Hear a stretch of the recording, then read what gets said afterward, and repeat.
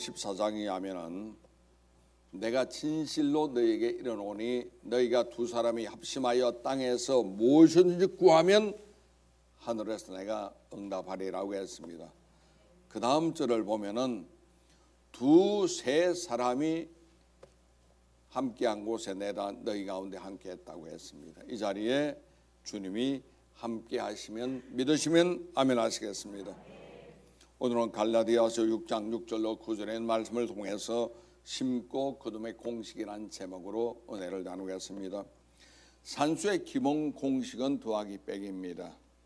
2 더하기 2는 4가 되고 4 마이너스 빼기 2는 2가 되는 것입니다. 기본 공식입니다. 수학의 기본 공식은 곱셈과 나눗셈입니다. 그래서 구구단을 우리가 초등학교 때 배우는 이유가 그것 때문입니다. 신앙의 가장 기본 공식은 심은 대로 거두는 겁니다. 믿음을 심고 영생 거두시오. 기도를 심고 응답 거두시오. 하나님께 헌신과 충성을 심고 인정과 축복을 받는 겁니다. 성경 창세기부터 계시록까지 나오는 66권에 있는 말씀 주제가 바로 이겁니다. 심은 대로 거둔다. 하나님 앞에 정직 심게 되면은 인정함으로 거둡니다. 하나님 앞에 선을 심게 되면은 주님은 우리에게 선으로 갚아주십니다. 기도로 심으면 주님은 들으시고 응답으로 갚아주시는 거예요. 심은 대로 거두는 것이 성경의 원리입니다. 농사도 심고 거둠의 법칙이죠. 콩을 심고 콩을 거두고 팥을 심고 팥을 거두고 배추 심고 배도를 거두는 심고 거둠의 법칙입니다. 인생 보세요. 인간관계를 잘 심게 되면은 결국 내가 심은 그대로 도움을 받을 수가 있는 겁니다. 심고 거둠의 법칙이 우리 인간관계 속에 그대로 드러나는 것은 부모 자식 간도 마찬가지입니다. 부모가 자녀를 진정한 희생적 사랑으로 돌보게 되면은 자식들은 효도로 심게 되죠. 인생은 심고 거두는 법칙입니다. 학업도 마찬가지입니다. 학생 때 열심히 수업과 공부를 심게 되면은 좋은 성적으로 그리고 쉬운 진로로서 하나님께 거두게 만들어 주시는 것입니다. 이것은 콩 심은 데 콩 나고 팥 심은 데 팥 난다는 자연 원리와 마찬가지죠. 심지 아니하고 거둘 수는 절대로 없는 겁니다. 우리가 심은 대로 거둔다고 말할 때는 이것은 자연계 공식입니다. 하나님의 법칙입니다. 성경의 원리입니다. 인생의 공식이고 그리고 모든 일에 해당이 될 수 있는 것이 심고 거둠의 법칙입니다. 보세요. 물은 터는 대로 흐르잖아요. 죄는 행한 대로 가두게 됩니다. 그리고 복이라는 것은 심은 대로 우리가 거두는 것입니다. 이것이 바로 성경이요 하나님의 공식이 되기 때문입니다. 시편 62편 12절에 있는 말씀 보니까 주여 인자함은 주께 속하오니 주께서 각 사람이 행한 대로 갚으심이다. 우리가 행한 대로 주님은 갚아주신다는 거예요. 아모스 선지자의 말씀입니다. 3장 5절 보니까 덫을 땅에 놓지 않았는데 새가 지극히 치이겠으며 덫이 없는데 어떻게 새가 갇히겠나는 거예요. 그리고 잡힌 것이 없는데 덫이 어찌 땅에서 튀겠느냐. 덫이라는 것은 잡힌 것이 있어야 튀게 되어 있는 거예요. 잡힌 것 없는데 어떻게 튀겠냐. 이것도 역시 심고 거둠의 법칙을 우리에게 말씀해 주고 있는 겁니다. 자, 그러면 첫 번째로 심고 거두는 것은 하나님께서 정하신 하나의 공식입니다. 종류의 법칙이지 않습니까? 콩 심은 데 콩 나고 팥 심은 데 팥 난다는 것은 종류의 법칙입니다. 양의 법칙이 있지 않습니까? 많이 심고 많이 거두고 적게 심고 적게 거두고 안 심고 못 거두는 겁니다. 정성의 법칙이 있죠. 정성들어서 씨앗을 뿌리고 물을 주고 거름을 주고 전지작업해서 벌레 해충을 잡아들이게 되면은 가을에 풍성한 알곡을 거두는 것 인지상정이죠. 씨앗 뿌리고 팽개치고 내버려 두게 되면은 결국 잡초 덤뿌이가 무성한 것만 거둘 수밖에 없는 것도 심고 거둠의 법칙입니다. 오늘 본문 성경 말씀 8절에 보니까 자기 육체를 위하여 심는 자 육체로부터 썩은 것을 거두고 자기 육체를 위해서 술을 마십니다. 육체를 위하여 심는 거예요. 즐기기 위해서 매일같이 술 먹으면은 썩은 것 그두듯이 간이 상해버리고 마는 겁니다. 나쁜 음식을 먹게 되면 위가 상해버리는 것 신과 그놈의 법칙이죠. 담배를 피우게 되면 폐를 망가뜨리는 것 육체를 위하여 심다 보면 육체로부터 썩은 것을 거둘 수밖에 없는 겁니다. 신과 그놈의 법칙이 그대로 드러날 수밖에 없는 것이요. 그리고 성령을 위하여 심는 자는 성령으로부터 영생을 거두어야 열심히 전도하면 영혼을 건집니다. 성령을 위하여 심는 것이요. 교회를 섬기게 되면 하나님께서 그에게 개인적으로 가정적으로 자녀들에게도 복을 주십니다. 왜냐? 교회는 하나님의 집이거든요. 많은 분들이 교회를 그냥 건물로만 생각하는데 아닙니다. 하나님의 성령이 운행하고 예수님이 머리로 좌정하시는 하나님의 생이기 때문에 우리가 교회를 섬기게 되면 알게 모르게 하나님의 복을 부어 주십니다. 가정에 복 주시고 자녀의 복 주시고 생활에 복을 주시고 개인적으로 우리가 정직한 삶을 살 수 있도록 주님께서 이끌어 주십니다. 봉사 심어 보세요. 건강 거둡니다. 헌신을 심어 보세요. 심은 종류대로 양대로 그리고 정성대로 하나님이 30배, 60배, 100배로 갚아 주시는 것 믿으시기를 바랍니다. 교회학교 교사로 헌신하는 분이 있었습니다. 토요일 아침에 일찍 일어나서 공과 공부를 미리 예습하고 아이를 가르칠 준비하는데 그것이 보통 힘든 게 아니에요. 그분은 아침마다 그 일을 하고 교회 갈 때마다 피곤했습니다. 아이를 만날 때 짜증이 났습니다. 몇 번이고 그분은 그만두려고 했는데 드디어 그만두기로 결심하고 담임 목사님 만나 상담하다가 목사님 만류했습니다. 그런 게 아닙니다. 당연히 힘들죠. 왜? 영적인 복이 임하니까 사탄은 힘들게 만들고 짜증나게 만들어서 포기하도록 합니다. 조금만 더 참아보세요. 좋은 일이 생길 겁니다. 이분은 목사님 만류에 순종해서 그대로 하다 보니까 10년 세월이 흘렀습니다. 10년 세월 흐르는 동안 자기는 잊고 지냈지만 놀랍게도 자녀가 잘 되는 거예요. 학교 성적이 올라갔습니다. 진학이 잘 되었습니다. 사춘기도 모르고 그냥 지나가 버리고 말았습니다. 자기는 교회 학교에 10년 동안 심었는데 하나님께서 거두기는 자기 자식들을 통해서 축복으로 거두게 주셨던 것입니다. 이에 대해서 로마서 2장 6절로 8절의 말씀에도 하나님께서 각 사람에게 행한 대로 보응하시되 참고 선을 행하여 영광과 존귀와 석지 아니함을 구하는 자에게는 영생으로 하시고 오직 당을 지어 진리를 따르지 아니고 불의를 따르는 자에게는 진노와 분노로 하시리로다. 이것도 신과 그놈의 법칙에 적용된 것이요. 우리가 생활 속에 정직의 씨앗을 심게 되면은 사회는 서로 믿고 신뢰하는 아름다운 사회가 될 수가 있습니다.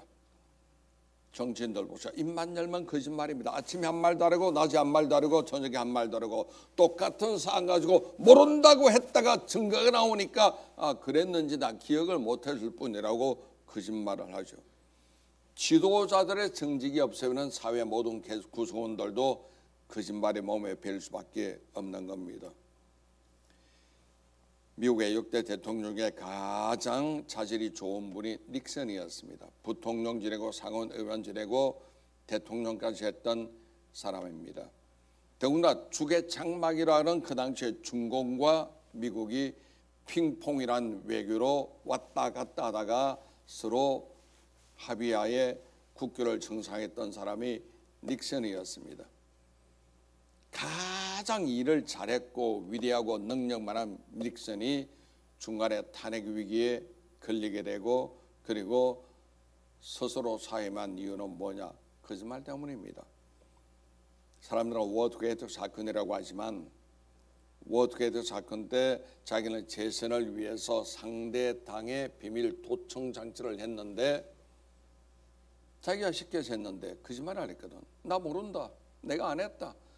나중에 워싱턴 포스트 기사로서 드러나니까 그제서야 탄핵이 될 것 같으니까 스스로가 탄핵의 불명예보다는 스스로 사임하는 쪽을 택했는데 가장 유능했던 대통령 닉슨이 중간에 물러난 것은 원인은 거짓말이죠.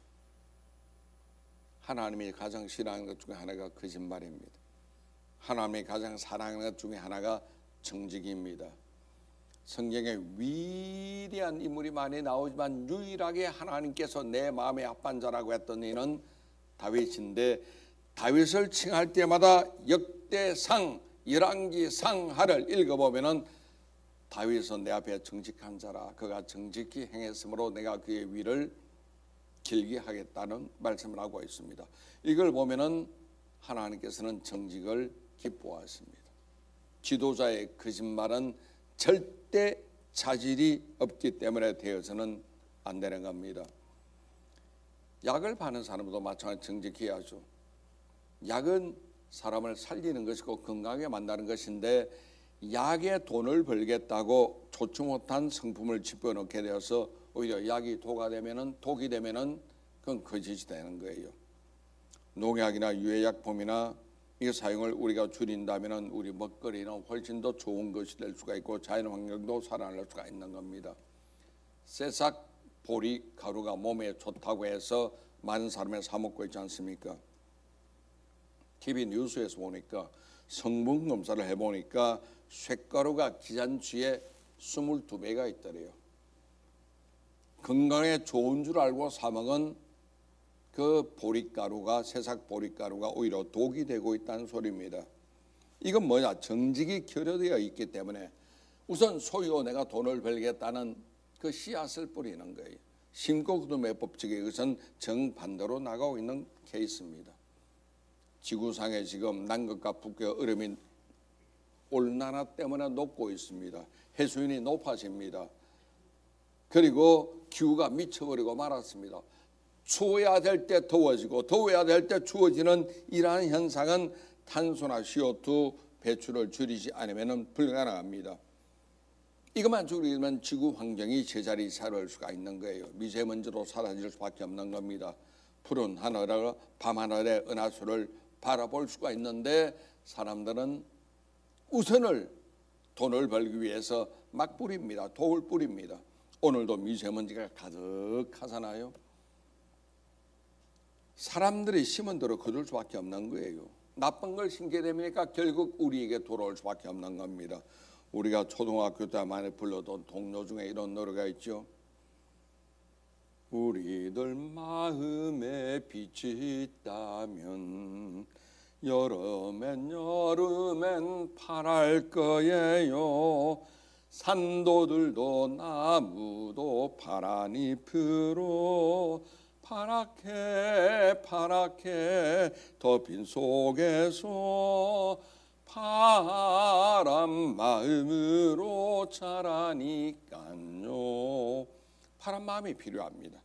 썩은 마음이 아닙니다. 회색 마음이 아닙니다. 검붉은 마음이 아니고 파란 마음 들기 위해서 우리는 정직하게 살지 않으면 안 되는 겁니다. 오늘날 교회가 살아나기 위해서는 믿음을 심어야죠. 부흥하기 위해서는 말씀을 심어야죠. 성장하기 위해서는 전도를 심어야죠. 성령 충만하기 위해서는 기도를 심어야 됩니다. 왜? 사람이 무엇으로 힘든지 그도록 거두기 때문에 그렇습니다. 저와 여러분의 가정이 행복하고 화목하기 위해서는 믿음과 소망과 사랑을 심어야 행복해집니다. 우리가 부유하고 풍족해지기 위해서는 11조를 심고 건면을 심고 성실을 심어야 합니다.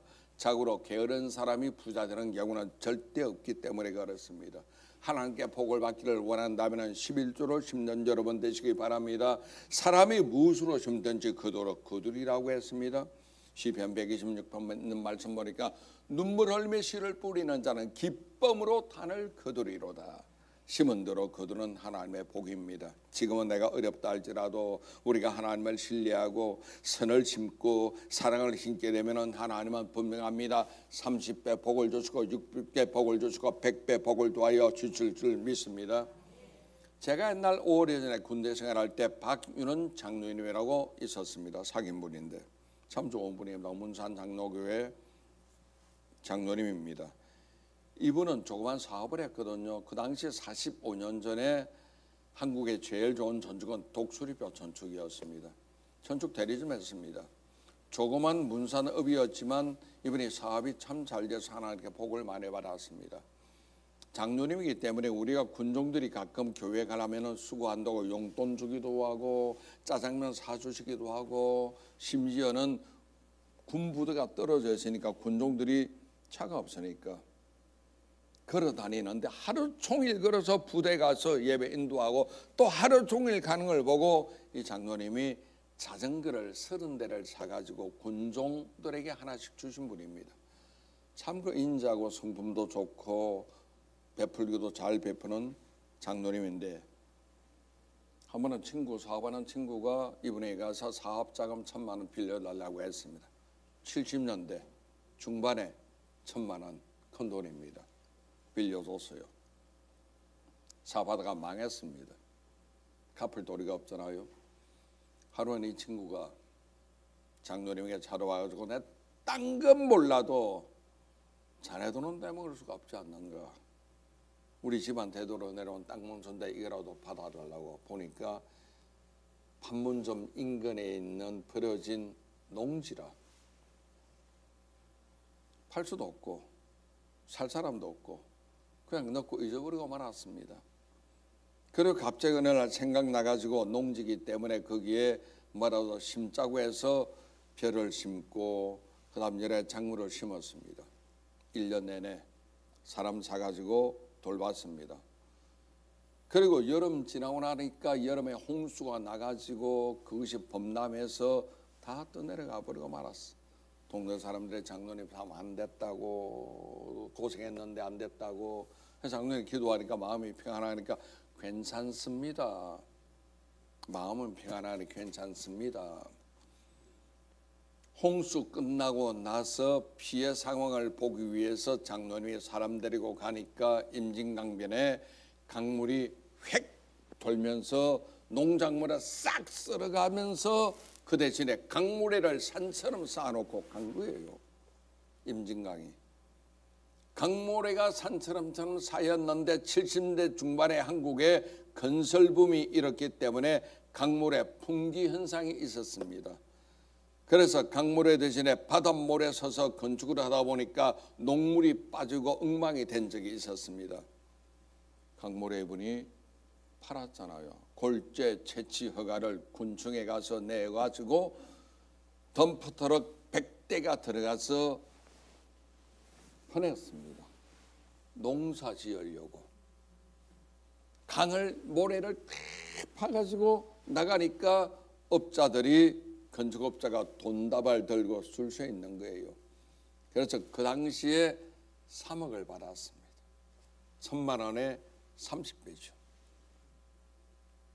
이분이 크게 복을 받고 나서 11조 하나님께 드리고 교회, 또 10분의 1 떼가지고 동네 사람들 마을 잔치하고, 여러분 덕분에 내가 돈을 벌었다고 마을 잔치하고, 또 10분의 1을 떼가지고 우리 군종들 한 30여 명 불러가지고 용돈 주고 자전거 사주고 하시는 거예요. 그리고 1년 뒤에 또 이분이 농사 짓는데 그 해도 해마다 홍수가 나는 거예요. 해마다 헛고생했습니다. 가보니까 해마다 강모래가 산처럼 또 쌓이는 거예요. 농사 지어야 되니까. 또 덤프트럭 100대 끌고 들어가서 강모래를 탁 파래가 팔았습니다. 이번에도 3억 벌었습니다. 작년에 3억, 금년에 3억, 합이 6억이니 1,000만 원에 60배입니다. 해마다 홍수가 나는데, 해마다 떼돈이 들어오는데, 이분이 나중에 그 땅을 팔 때 10억을 받았거든요. 70년대 10억입니다. 그럼 1,000만 원에 100배잖아요. 하나님의 복을 주실 때는 정확하게 합니다. 30배, 60배, 100배로 복을 도와여 주시는 거예요. 그분을 내가 잊을 수가 없는 거예요. 그게 77년도 이야기입니다. 제가 군대에 있을 때 이야기니까. 결국 심은 대로 거두는 것은 하나님께서 정하신 바라는 것 기억하시기를 바랍니다. 두 번째, 심은 것은 관리를 잘해야 합니다. 관리의 첫 번째 단계는 때를 따라 물을 줘야죠. 물 주는 거 있게 되면은 죽어버리고 말기 때문에 그렇습니다. 하나님께서는 관리하는 데 시편 18편 25절 26절에 이런 말씀을 하고 자비로운 자에게는 주의 자비로우심을 나타내시며 심은 대로 거두는 거잖아요. 완전한 자에게는 주의 완전하심을 보이시고 깨끗한 자에게는 주의 깨끗하심을 보이시고 사악한 자에게는 주의 거스름을 보이시리니 결국 이것도 우리가 심은 대로 거둔다는 하나님의 법칙입니다. 이스라엘 중에 가장 위대한 왕이 다윗이죠. 다윗 왕의 최측근 장수 이름이 요압입니다. 젊은 시절에 전쟁 나갈 때마다 요압이 앞장서서 적군을 물리치고 다윗에게 승리를 안겨줬던 사람이 요압인데 요압이 나중에 다윗을 배신합니다. 배신한 계기는 아들 압살롬이 쿠데타 일으켜서 아버지를 쫓아내니까 그리고 왕궁 자리에 들어갔습니다. 요압이 보니까 기회를 엿보니 이제는 다윗 시대는 끝난 것 같거든요. 압살롬 시대가 온 것 같거든요.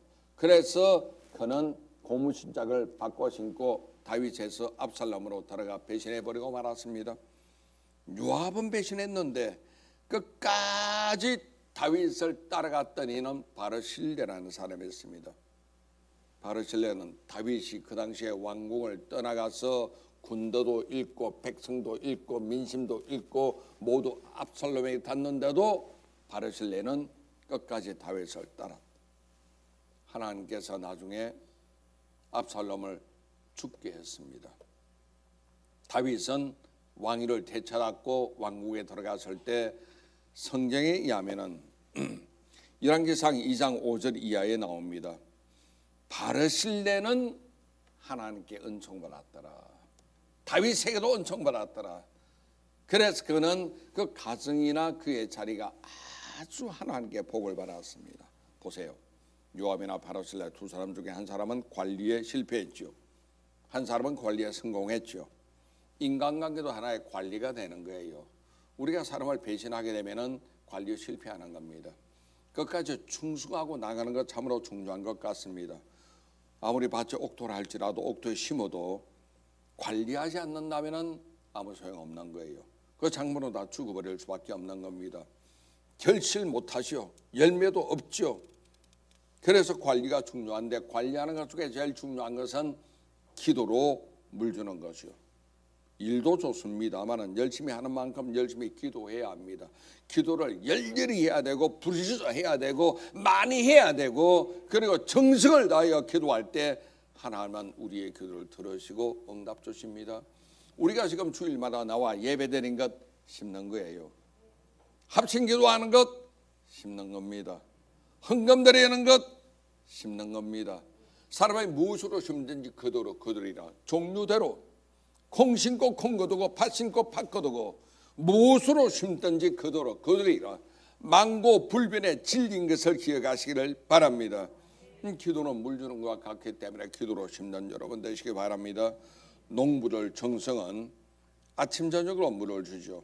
우리도 때를 따라 물 주듯이 기도하는 여러분 되시기 바랍니다. 은총의 단비를 받으십시오. 축복의 열매를 거두십시오. 심은 대로 거둘 수밖에 없는 겁니다. 그리고 관리의 다음 단계는 좋은 비료를 써야 합니다. 비료가 나빠서 농사 망치는 경우가 참 많이 있거든요. 요소 비료 같은 것 참으로 중요한데 북한도 비료를 쓰는데 북한 농사 망치는 이유는 비료가 나쁜 걸 쓰기 때문에 망친다는 거예요. 우리 인생길에도 비료가 필요합니다. 그것은 뭐냐? 하나님 말씀이죠. 말씀을 먹고 말씀을 묵상하는 것 참으로 중요합니다. 복 있는 사람은 어떤 사람입니까? 악의 길을 따르지 않고 죄인의 길에 서지 않고 오만한 자의 자리에 앉지 아니하며 오직 하나님 야훼의 말씀을 즐거워하며 그 말씀을 주야로 묵상하는 자라. 그런 자는 어떤 복이 임하느냐? 3절 보니까 그는 시냇가에 심은 나무가 철을 따라 열매 맺으며 자기가 말하지 않은 것 같으니 그가 하는 모든 일이 다 형통하리로다. 이게 바로 만사형통이죠. 어딜 가든지 간에 무엇을 하든지 간에 만사형통한 것은 심은 대로 거두는 복을 받기 때문에 그렇습니다. 그러므로 저와 여러분은 새해에는 무엇을 하든지 간에 말씀을 듣고 먹고 묵상해서 철저히 하나님 말씀에 의지하여 살아가는 여러분 되시기를 주님의 이름으로 축원합니다. 관리가 기도 관리요, 말씀도 관리요, 그 다음 또 하나는 김매고 해충을 잡아야 하시오. 잡초는 곡식이 섭취할 영양분을 다 빼들어 가잖아요. 해충이 격성 부르게 되면 공부를 다 망쳐버리고 맙니다. 여기다 저 유해열차 1장 4절에 보니까 팥중이 남긴 것 메뚜기가 먹고 메뚜기 남긴 것 너치가 먹고 너치가 남긴 것 황충이 먹기 때문에 남은 게 하나도 없는 거예요. 유해열차 1장 7절 그들이 내 포도나무를 멸하며 내 무화과나무를 긁어 말갛게 벗겨버리니 그 모든 가지가 하얗게 됐다. 망했다는 겁니다. 관리 실수입니다. 해충을 잡지 못했기 때문에 그런 것입니다. 노벨 문학상 작가인 펄벅 여사의 돼지라는 소설은 중국이 무대입니다. 펄벅 아버지는 한국 선교사로 와 있고 중국에도 있었거든요. 중국 무대로 했던 돼지 소설을 보면은 그 넓은 벌판에 농민들이 뿌려놓은 그 곡식이 굉장히 많이 풍년을 겪었는데 하늘에서 메뚜기 떼들이 덤벼들어서 한번 지나가니까 황무지가 되더라는 내용이에요. 영화에도 그 장면이 나왔습니다. 우리가 해충을 잡아야 합니다. 우리 인생의 해충은 무엇입니까? 사탄이 뿌리는 가라지인데 부정적인 말 해충입니다. 잡아야 합니다. 부정적인 생각, 이게 사람을 망치는 거예요. 원망이다, 불평이다. 이것 때문에 이스라엘 백성들 거의 대부분이 가나안 땅에 들어가지를 못했습니다. 우리 삶의 잡초, 해충, 부정적인 말입니다. 부정적인 말을 하지도 말고 듣지도 말고 사귀지도 마시기를 주님 이름으로 부탁합니다. 이 잡초는 우리 인생을 병들게 하거든요. 우리 삶을 파괴시키기 때문에 여러분 주변의 친구 사귈 때 부정적인 말이나 남을 해코지하는 말하는 사람은 절규하세요. 가까이 하지 마세요. 가족이라 어쩔 수 없이 같이 살게 되면 절대 듣지도 말하지도 말고 한쪽 귀 흘려버리세요. 절대 말하지 마세요. 집에서 그런 사람이 있으면 마스크 쓰고 계세요. 부정적인 말은 절대 안 됩니다. 우리가 해야 할 말은 뭡니까? 오직 감사와 찬양입니다. 소망과 사랑입니다. 믿음과 긍정적인 말과 생각입니다. 이걸 우리가 잘 심고 심은 것을 잘 관리하는 여러분 되시기를 주의 이름으로 축원합니다.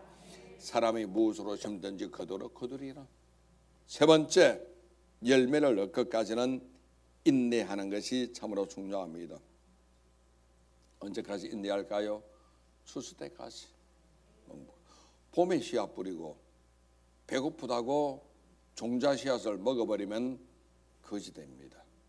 제가 말이죠, 하와이에 있을 때 기독교 TV 방송을 했는데 거기에 새롭게 하소서 같은 그 비슷한 내용의 프로그램을 제가 이끌었습니다. 제가 매일 TV 나오지요. 제가 사회를 보고 하와이는 관광지가 되다 보니까 미국이든 한국이든 유명한 목사님이 많이 쉬러 옵니다. 저는 그분들 초청해서 크리스찬들이라면은 제가 대담하는 내용입니다. 간증도 하고 그러는데 한 번은 김창희 목사님이 오셨어요. 영락교회 통합 제일 큰 교회였습니다. 합동에서는 김창희 목사님이 제일 컸습니다. 교회가. 그 다음 순복음에서는 조영기 목사님 교회가 컸고요. 감리교회에서는 김선노 목사님 교회가 컸고요. 차례대로 이분들 대가지가 인터뷰한 적이 있는데 김창희 목사님은 19대 목회하신 분입니다. 얼마나 그분이 통이 크신지 한경도 분인데 하는 말에 내가 통일되면은 백두산에 소나무를 찍어서 예배당을 짓고 그곳에서 부흥회를 하고 싶습니다. 뭐 그런 분이에요. 그런 훌륭한 분인데 은퇴하고 후임자에게 교회를 물려주고 하와이에 오셨더라고. 그래서 모셨습니다. 저는 목사님에게 평생 목회하신 분이니까 목회를 한마디로 정의하면 뭐라고 하시겠습니까? 하고 질문했다면 인내야요. 깜짝 놀랐습니다. 방송 중이라 내가 대꾸는 못했지만 내 입에서 내가 기대했던 말은 충성하고 열심히 기도하고 성경 보고 말씀을 뭐 이렇게 나올 줄 아는데 인내라는 게 왜 인내지? 그러나 방송 중 내가 그 질문 할 수는 없고 끝나고 나서 녹화 끝나고 나서 목사님께 여쭤봤어요. 목사님 목회 힘들었어요. 목사님 괴롭힌 사람들이 많았습니까? 아니야, 그게 아니고 주의 종이 되었던 성도들이 되었던 끝까지 인내 못해서 복받지 못하는 경우를 너무나 많이 봤다는 거예요. 기도 응답 올 때까지 끝까지 인내하고 기도 못하고 죽으라고 매달려 기도하다가 응답 직전에 포기하더라고. 복 못 받는 거예요. 봉사 끝까지 봉사하면 좋은데 그 인내하지 못해가지고 복이 거의 왔는데 자기 눈에 보이는데 그분은 모르고 포기하더래요. 인내 못하는 거예요. 주의 종도 마찬가지입니다. 자기가 좋은 일을 맡기고 자기 위치를 넘기기 위해서 애를 쓰고 그분을 관리하고 키우고 있는데 그 어려움을 극복하지 못하고 나가버리더래요. 너무나 안타깝다는 거예요. 인내가 중요합니다. 왜? 오늘 시부르고 내일 다무지 못합니다. 익을 때까지 기다리는 거예요. 익는 과정이 뜨거운 태양열이 임하고 비를 맞기도 하고 추위를 견디기도 하고 그 과정이 인내거든요. 인내해야 우리가 열매를 먹을 수가 있는 겁니다. 히브리서 10장 36절 보세요. 너희에게 인내가 필요하면 너희가 하나님의 뜻을 행한 후에 약속하신 것을 받기 위함이라. 인내가 없으면 약속한 거 받지 못한다는 거예요. 성경에 나오는 위대한 인물도 보세요. 모두가 오래 참고 인내해서 기다린 사람입니다. 아브라함 같은 경우는 25년 기다려서 자식을 얻었습니다. 야곱은 20년을 기다려서 고향에 돌아왔습니다. 요셉은 13년 만에 그는 풀렸습니다. 다윗은 일찍 왕이 되었습니다마는 사울이 자기를 죽이려 하니까 16곳 도망다니면서 그는 참았습니다. 인내하니 결국 하나님이 그들을 위대하게 사용했던 거죠. 그래서 성경 전도서 3장 1절에 보니까 천하에 범사에 기한이 있는데 천하 만사가 다 때가 있다는 거예요. 어떤 때냐? 하나님의 때, 하나님의 시간입니다. 우리가 사람 편에서는 최선을 다해 순종했다면 이제 결과는 하나님께 맡기고 인내함으로 기다리는 여러분 되시기 바랍니다. 내가 아무리 급해도 내가 급한 것이 하나님 급한 것 절대 아닙니다. 내가 원하는 시간표와 하나님이 원하는 시간표는 다릅니다. 우리의 시간은 하루에 24시간은 뭡니까? 지구의 자전이죠. 한 달은 30일입니다. 달이 도는 공전이죠. 1년 12달입니다. 그건 태양을 중심으로 도는 또 자전이죠. 그러니까 내 시간과 하나님의 시간이 다른 거예요. 그렇기 때문에 성경 베드로서 3장 8절 보니까 사랑하는 자들아 주께는 하루가 천년 같고 천년이 하루 같은 이 한 가지를 잊지 말라. Remember 하라. 잊지 말라. 그렇죠. 내 시간과 하나님의 시간은 다를 수밖에 없기 때문에 하나님의 시간이 올 때까지 끝까지 인내하고 기다리는 여러분 되시기를 주님 이름으로 축원합니다. 지금 비바람 축복이 될 수가 있어요. 지금 뜨거운 햇살 때문에 힘들다. 그건 내 사정이지. 하나님의 때가 되면은 그게 바로 축복이 되는 거예요. 인내할 때는 감사함으로 인내하세요. 시간을 헛되이 보내지 마시고 그 시간을 공부하는 거예요. 익히는 겁니다. 사람을 사귀는 겁니다. 그래서 선의 씨앗을 뿌리십시오. 사랑의 씨앗을 심으십시오. 하나님께서 때가 되면 거두게 하시는 겁니다. 그러므로 우리가 하나님의 시간표에 맞춰야 되고 조급하게 굴지 말고 인내하는 여러분 되시기 바랍니다. 제가 말이죠. 제 이야기를 창피하지만 하나만 할게요. 내 중학교 졸업하고 서울에 오러 왔다. 고등학교 하겠습니다. 하나님 은혜로 고등학교를 2등으로 내가 합격했어요. 장학금 나오잖아요. 근데 문제는 어디에 있느냐? 촌놈이 서울에 올라오니까 사투리 쓸 수밖에 없는 거잖아요. 나 어릴 때 서울에 살았는데 아버지 공직 있을 때 서울에 살았지만 공직 간두고 나서 부산에 가서 초등학교와 중학교 살다 보니까 경상도 사투리 튀어나오잖아요. 교회 생활에도 적응이 안 돼서 서대문 당시에 교회 갈 때 그래서 고등부 안 갔습니다. 저도 한 성질 하는데 왕따 시키니까 이놈 새끼들 너희들밖에 없냐고 안 갔어요. 나 전도사 설교 안 듣는다고, 나 조목사님 설교 직접 듣겠다고 어른 예배 아이가 참여했던 거예요. 그러니까 고등부에서 볼 때도 김봉준이 성깔도 성깔이지만 저놈은 신앙도 없다고 보는 거예요. 그 당시에 고등부 전도사님이 광명순복음교회에 계시다가 천국 가신 양태흥 전도사님이었는데 내가 양태흥 전도사님 물었어. 전도사님, 나 신앙 쑥 나이롱이죠. 봉준아, 너 절대 나이롱 아니다. 내가 볼 때는 비닐로다. 비닐로 나이롱하고 똑같은 거지. 그래서 나 어른 예배 참여했던 거예요. 이놈들이 경상도 사투리 촌놈이 왔다고 해서 왕따시키는데 학교 가도 마찬가지예요. 선생님이 우습게 여기지, 아이들이 그러지. 기분 나쁘더라고. 학교는 다녔습니다. 왜냐하면 초등학교 6년, 중학교 3년 다 개근했거든요.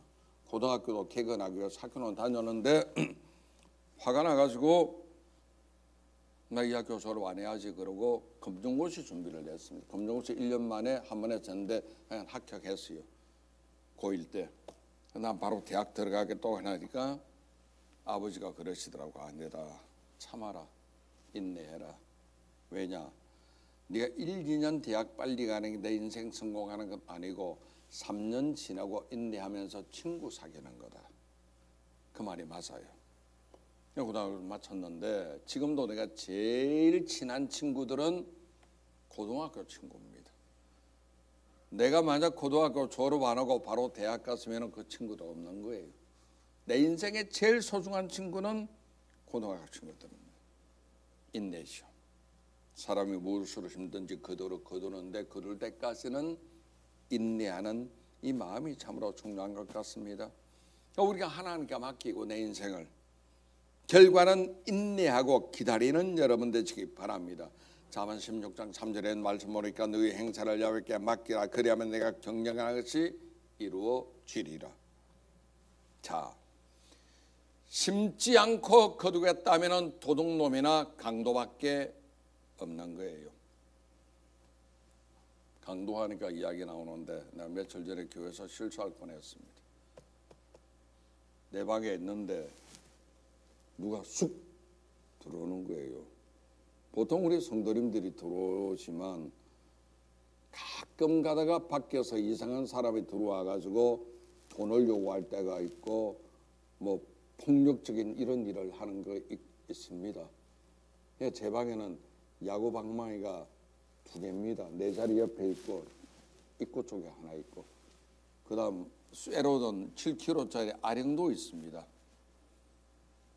이거 쑥 들어오는 거예요. 모자를 눌러쓰고 마스크를 하고 눈만 나오니까 누군지 모르지. 덩치도 있는 사람이 갑자기 내 책상 앞으로 쑥쑥쑥 오는 거예요. 그래서 나는 잘못 생각하고 이거 뭔가 문제 있는 사람이 또 항의하러 왔거나 시비 걸러 왔구나 생각하고 주먹에 힘을 빡 치고 당신 누구요? 그랬지. 여차하면 난 책상을 띄워놓고 그냥 거기다 차버리려고. 누구요? 목사님, 저 김선은 장로입니다. 깜짝 놀라 실수할 뻔해. 장로님이 해마다 좋은 수첩을 저에게 줍니다. 은행 수첩 있잖아요. 좋은 걸 줍니다. 그 저에게 전달하기 위해서 들어오는데 본인은 알지 자긴 걸. 나는 모자 쓰고 마스크 하니까 못 알아보잖아요. 내가 볼 때 모자만 벗어도 내가 알 텐데 큰 실수할 뻔했습니다. 나쁜 사람인 줄 알고 좋은 선물 가지고 죄송하게 되었습니다. 자, 사람이 무엇으로 심든지 그대로 거두리라. 심은 대로 거둡니다. 심지 않고 거두겠다는 것은 강도나 도둑밖에 없는 겁니다. 하나님은 의로우신 하나님이시고 불의하신 분이 절대 아니거든요. 하나님 우리의 독생자 그리스도 예수를 심었잖아요. 우리가 믿음으로 영생을 얻었고 구원도 받았지 않습니까?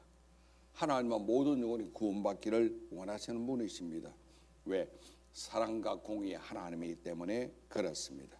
그러므로 우리는 하나님의 나라, 하나님의 의를 위해서 믿음, 소망, 사랑을 심는 여러분 되시기 바랍니다. 금년에는 여러분의 30배, 60배, 100배 결실 거두는 한 해가 되시기를 바랍니다.